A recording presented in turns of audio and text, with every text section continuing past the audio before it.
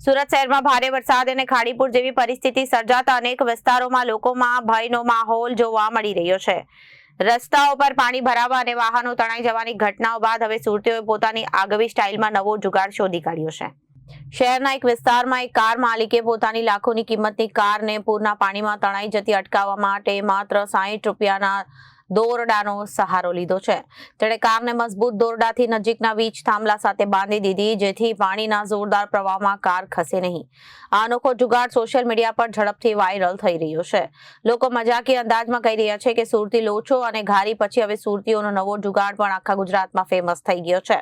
ઘણા લોકોએ મનપાની કામગીરી પર સવાલ ઉઠાવતા લખ્યું છે કે જ્યારે શહેરમાં પાણી ભરાવાની સમસ્યા વારંવાર સર્જાય છે, ત્યારે લોકો હવે તંત્ર કરતા પોતાના જુગાડ પર વધુ વિશ્વાસ રાખી રહ્યા છે। કેટલાકે આને સુરતીઓની સમજદારી ગણાવી તો કેટલાકે શહેરની ડ્રેનેજ વ્યવસ્થા પર કટાક્ષ તરીકે પણ જોયું। Reporter Arvind Rathod, Janadesh news, Surat.